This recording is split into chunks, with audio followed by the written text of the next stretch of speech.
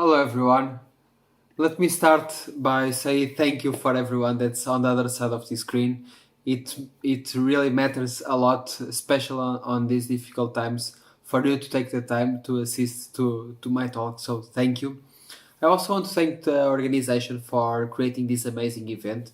It's not easy to organize something online, especially on all of these chaos. So let me start by saying thank you to everyone that made this amazing conference possible. So thank you. It's not weird at all to clap on an empty room, but let's move on. My name is Carlos Mota. I'm from Portugal. You can find me on Twitter at Mota. I usually tweet a lot of things about Android, about Kotlin, about photography. I'm an Android developer for the past 10 years, so I started when Android was still grayish, let's say, and I've been playing with Kotlin Multiplatform for the past 2 years. I'm the Android dev lead at With Software, a Portuguese software company. I'm the founder of GDG Coimbra and co-founder of Kotlin Nights. I've been writing at Hey Wonderlic and Opinions Online, a Portuguese tech blog. I have this dream of one day create a podcast. So if there's anyone listening on the other side that shares the same dream, talk with me at the end or DM me on Twitter and let's create something together. I also love to travel, photography, and running. I've created a couple of materials, these slides that are available on my speaker deck, a simple project and it's available on my GitHub. And I've also created a code lab, this Simota GitHub.io / KMP code labs, where you create a multi-platform application step by step. And in the end, you have a section where you can see how you can migrate existing code to multi-platform. It also has a section of troubleshooting in case you have any problem. But if you have any problem that's not described there, feel free to report an issue or talk with me directly. I think this image sums up really well this mobile development dilemma. On the left, we have this amazing castle, beautiful, that corresponds to an application with a lot of animations, that never freezes, something that we really like to use. But for the developers to achieve that castle, that amazing application, it's a rough path. It will take you a while to get there. And if you're targeting Android and iOS, it will take you more time. And it also will take you time to maintain and create new features. And if you use an hybrid or a cross-platform solution, you have a right path. You can share the code between both platforms. But in the end, you have this house that probably it won't last long. Or if it starts to rain, well, you don't want to be inside that house. And we've been seeing this for quite some time now. We started to see this on 2006 with PhoneGap, and since then we've seen a lot of frameworks being launched. We've seen Ionic, RubyMotion, NativeScript, we've seen Kotlin Multiplatform, and I'm saying here in quotes, and you'll see why I'm saying with quotes in a minute. We've more recently seen Flutter. Well, there are a lot of frameworks that are keep launching, trying to solve this problem. Of course, cross-platform solutions have a lot of advantages. Let's say if your team is from web, most of these frameworks are web-based, so you can easily start coding for mobile. It also requires you a smaller team. Since you're going to share the code, you don't need to have a team for Android and a team for iOS. You can just have a single team. Although, I always advise to have at least someone from one of these platforms to give you proper insight. So if we have a smaller team, this means less costs. It also means that you're going to build faster in terms of working hours. You will also test it faster, and hopefully you also have less bugs. Well, at least you perhaps will have some from the framework, but at least you will have less, and when you fix one, hopefully you'll fix on the rest. Of course, this has a lot of disadvantages. For me, one of the worst ones, and this happened to me a couple years ago, it's related to the framework implementation of the UI. You're chained to the framework implementation. Imagine that there is a huge redesign, and this happened to me on iOS 7, if I'm not mistaken. I have built an application with Xamarin, and I have a couple of users that were using it. And then there was this huge redesign, and on iOS, typically 80% of the people update to the newest version on the upcoming days. So when people install this new operating system, they were seeing all applications with the new components and my application was still with the old components. It doesn't give a sense of consistency with everything that's on your device. Basically, I had to wait for 3 or 4 months for for a new version of Xamarin that I could recompile my widgets.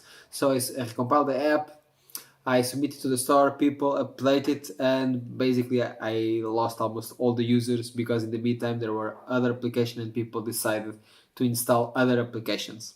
This also means that if they're running this new application on an old OS version, you're going to see my application with the new components while the old iOS will have the old components, which we're not consistent with the operating system. And I was preparing this talk and I noticed this. Let's see this video. I'm going to try to share something from Instagram to Facebook, but I needed to authenticate. Did you saw that spinner? Let's look closer. You're going to see it. Now we've got it. You saw? That's like Android 2.1 or 2.3, something like that. This is almost 10 years old. But someone forgot to update this particular component. So yeah, it doesn't give you the best experience possible. But we have more. Performance, it's not the same. This is always arguable, I know, but well, let's be honest, we have a layer in between, so it won't be the same. Sometimes you need to develop native features. It happens a lot that if a platform doesn't have that specific feature for, it doesn't exist, well, the framework won't have it for the other platform. Sometimes you need to give this support. Dart, in this case Flutter, it's not a widely known language, at least for now. And you're committed to one framework and to one language. And this might make sense on smaller projects, but think that you're going to have the same project for the next 5 or 10 years. What will happen to the framework? Are you still going to have support? If that support ends, what will happen to your project? You will need to rewrite it again. You will need to implement the framework and then your project. Well, this is some things that you need to think about before diving into one of these solutions. Yeah, I know that this depends a lot on the projects, and there are a lot of projects. Let's imagine that you want to build a proof of concept or an MVP. Well, you can use one of these frameworks, but if you're thinking in about longer projects and you need performance, perhaps these are not the best solutions. So, what about Kotlin Multiplatform? I said that it's not really a cross-platform solution, and I said between codes. It's because Kotlin Multiplatform, the goal is not to share the entire code. The goal here is to share the application logic. So the network access, the database, all of this you can share across platforms, and let's leave the UI to be implemented natively. Of course, there are a lot of people trying to have multi-platform with Flutter. I've already tried this and it works. It's not the end goal. So the end goal is just to share application logic, but you can still use one of those frameworks for the UI, for instance.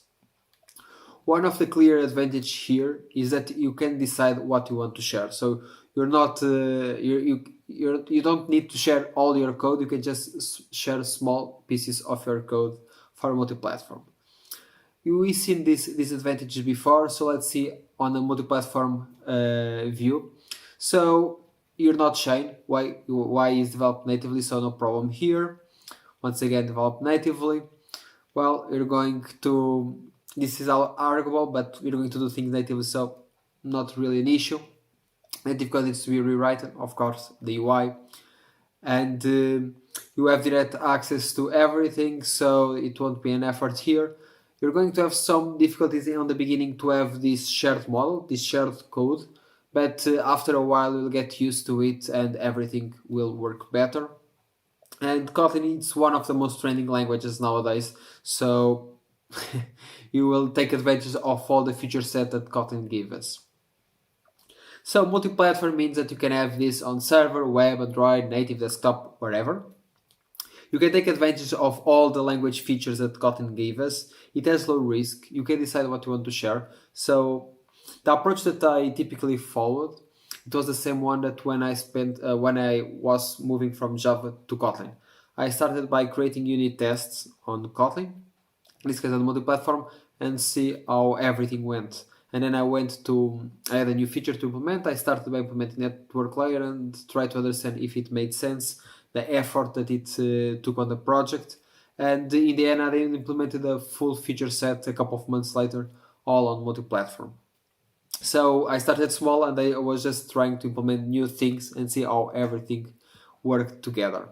It's interoperable, you have consistency across platform. This means that you're going to have all the same logic, so no longer the fights where one platform decided to implement a cache mechanism on making network requests or discarding multiple network requests. No, we're going to have the same behavior in each one of these platforms.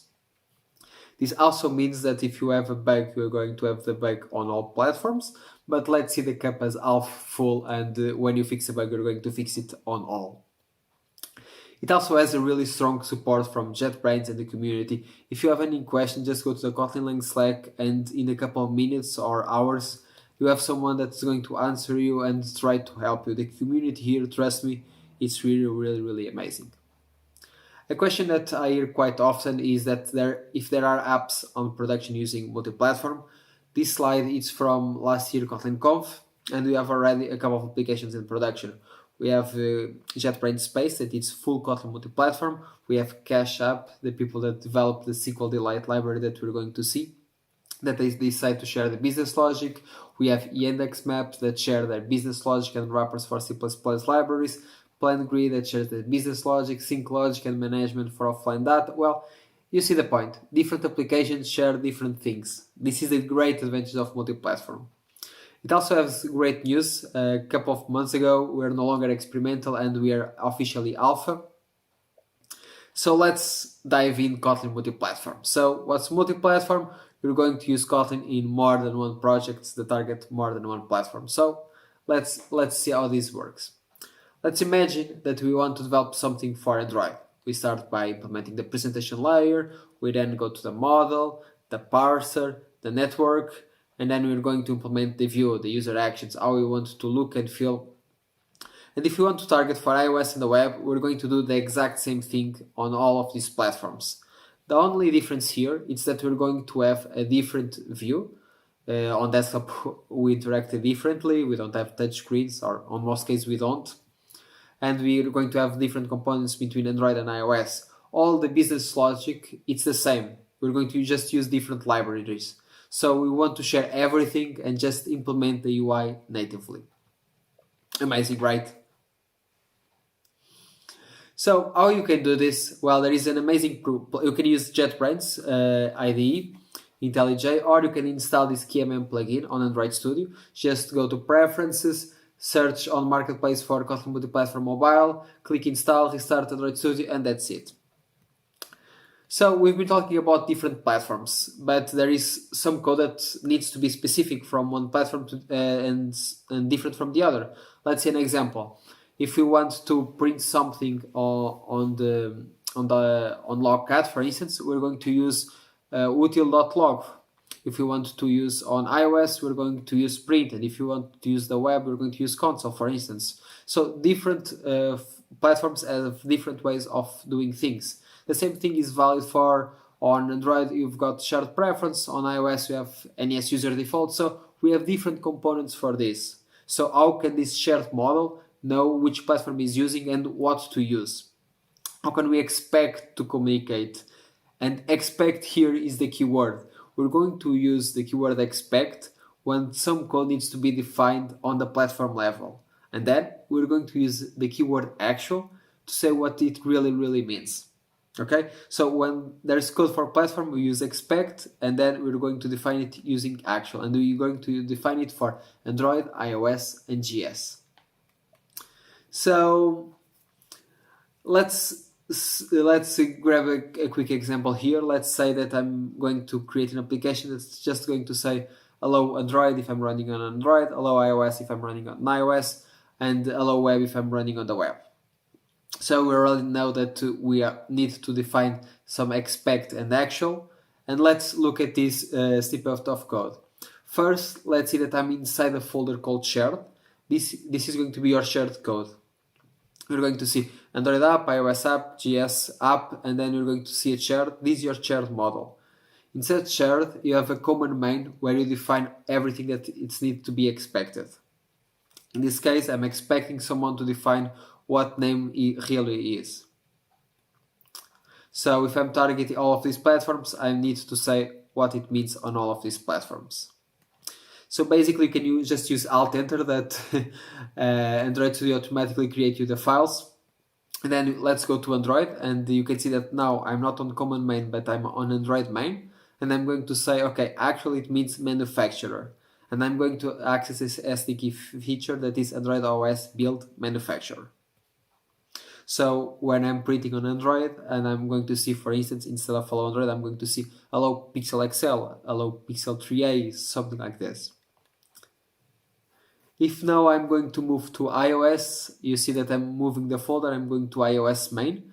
And now I'm not going to use Android.os because I'm running on iOS. I'm going to use UIKit UI device to get my iPhone name. And if I'm going to the web, I'm going to use Window Navigator User Agent to get to know the user agent of that web browser. So when I'm going to run this code, I will see something like this. Hello Pixel XL, iOS Simulator, and Google Chrome. Now that we've already seen where this shared model, this is the project structure. So you have your Android app that contains all of your Android code, everything that you're already familiar with. You got your package name, your activity folder, your activity itself. So everything that you're already familiar with. And then we've got this shared that contains your common main, the code that's going to be shared across everything, and where you're going to define the expects. And then the platform specific code that we're going to use via Android main, via iOS main, or via GS main. So let's get everything together. So you're already familiar with build.gradle. So this is what you need to define. First, you define the common main and all of the dependencies. In this case, we're going to use Ktor for network access, Kotlin serialization, coroutine, SQLite for database, and the multi-platform settings to save a user preference. So if I want to target Android, I need to add on top Android, and then I'm going to say all of the dependencies. If I'm going to target for iOS, I'm going to use iOS ARM or iOS X64, and I'm making this distinction because when you compile the framework, it takes a lot of time. This is on the JetBrains roadmap to make it faster until March. It's on the product roadmap. But I want to have the faster build as possible. So if I'm running to my simulator, I want to just compile the framework for the simulator. I don't need the one for the phone. I have direct integration with Cocoa Pods. I can use everything that I'm already using on Cocoa Pods, and I'm going to use the libraries at the end that I'm going to need. In this case, Ktor and SQLite. If I'm going to target for the web, I'm just going to use the GS model. I'm going to set the implementation, what I need. In this case, I'm just going to use the Ktor for the network access, and that's it. I will need to define everything. So I've got my common model with expect. I have the actual on all the platforms that we're targeting, and then I'm going to use the generated code that it was generated to access my features. So is everyone ready? So let's start. So this is my application. I get a list of conferences, and I have an option for the user to just select OK to get all the ones that are online. I did the exact same thing for iOS, and then I did the exact same thing for the web. I think you can see from this image that I'm not a web developer, so if anyone wants to improve this image, please feel free to make a pull request with a better design. So how does this work? I have the user interface, I have recycler views for Android, I have the UI table view controller for the iOS, and depending on the framework, you can have a lot of things on the web. I make network requests, I parse that responses, I store it on the local database, and then I'm going to use system preference to store the user preference for showing only online conference or not. So basically on Android you would something like Room, on the iOS you'd use core data, retrofit for network requests, Alamo Fire, Gaze and JSON, RxJava, RxSwift, and then you're going to have the UI layer where you'd use activity, UI view controller, recycler view, or UI table view. If you're going to the web, and I made this question to a lot of web developers, what would they use? They said a lot of things. It depends a lot of the framework. Some examples are going to use Redux, Fetch, JSON API, serializable, etc. In the end, what matters is that we're going to merge everything. Instead of using all of these libraries, we're going to use just one. So we're going to use SQLite for database, Ktor for network access, Kotlin serialization for serialization. We're going to do this with MVP. We're going to use Kotlin coroutines and tests. And then let's leave the UI to native and let it be developed natively. So a high level diagram of everything. You can see that we have the Ktor on the left, the network accesses, the database model, domain, presenter, platform logic, and then in the end, the native part. So let's see a really quick example on how we can get all of these conferences. We start by defining on our common main this conference API. We're going to create an HTTP client, and nowadays with the newest version of Ktor you don't need to create the engine. Everything is already given to you. So we create a method called fetch conferences, and here I'm going to send a new a URL for the conferences. This basically it's going to fetch a conference list on my GitHub Gists. And because GitHub Gist returns a text plain, the content type is text plain and not JSON, I cannot have my object conference here, so I need to use string. So I'm just going to call the get to get this response, and then I'm going to parse it afterwards. I'm going to use this conference object that it's serializable and it will help me then parse this response. So I have everything that the conference says: name, city, country, date, logo, website, and status. And then I'm going to have this get conference method that will receive an success on the failure that it's going to be called if we're able to receive the conferences or not. So we first receive this conference API that I've mentioned before. We call the fetch conf to get all the conferences. Since I'm going to receive a text plain and I want a JSON that I can use to have a list of conferences, an object with a list of conferences, I'm going to use JSON decode from string with my conference object, and I will have these conferences, and if everything works well, I'm just going to call on success and give it the list of conferences. Now, if we move to the presentation layer, I'm going to create a method that it's going to be called by the UI. It's the attach view. And if you see here, I need something that it's going to tell the UI that new data is available. So basically, I created an interface conference data. It's a really simple interface with just two methods saying on conference data fetch that has the list of conferences, and then on conference data fail that contains the exception that happened. And basically, the UI will implement this interface and is going to send it on the attach view. Now, when I'm going to get the fetch conferences, remember that on success and on failure that I've mentioned before. Well, if on the success is triggered, I'm going to call the view on conference data fetch. If on failure it's triggered, I'm going to call view on conference data failed.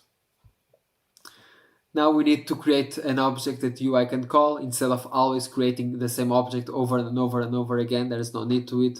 I'm just going to create an object, the service locator, where I define the conference API, the get conferences, and the method that the UI will call to get the conference list presenter. So the UI can call service locator dot get conference presenter that will then call the attach view in order to have their results.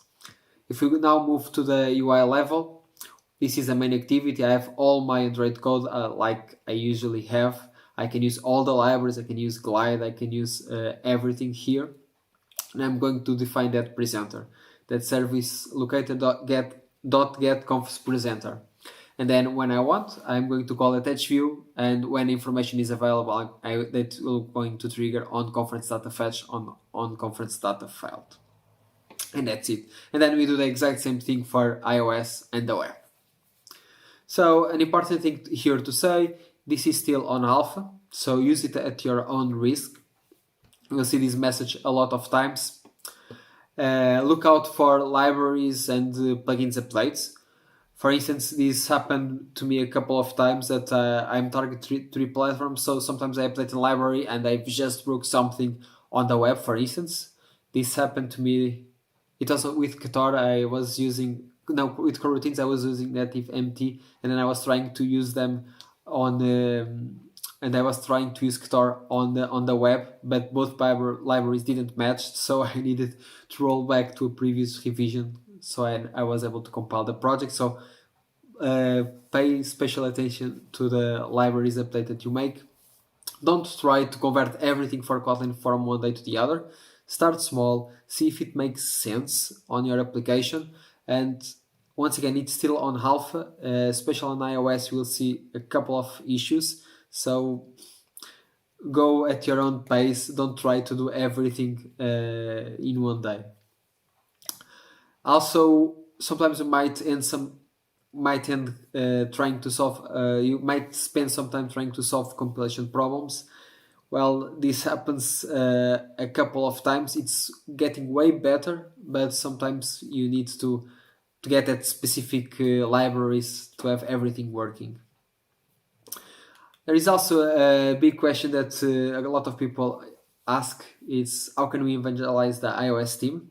I think it was Kevin from Touch Lab that said that, well, just tell them something that they hate, for instance, Cordat, and they will be convinced. It works, honestly. And I also had the chance to talk with some iOS friends, and we've implemented a couple of applications together. And for their point of view, the really good thing here is that they could just focus on the UI. Of course, this depends on person to person, but in the end, they could just focus on what they want to show, on where they want to shine, let's say. In the beginning, you can't really debug from iOS, but nowadays, with everything that is available, you can better debug everything that's happening.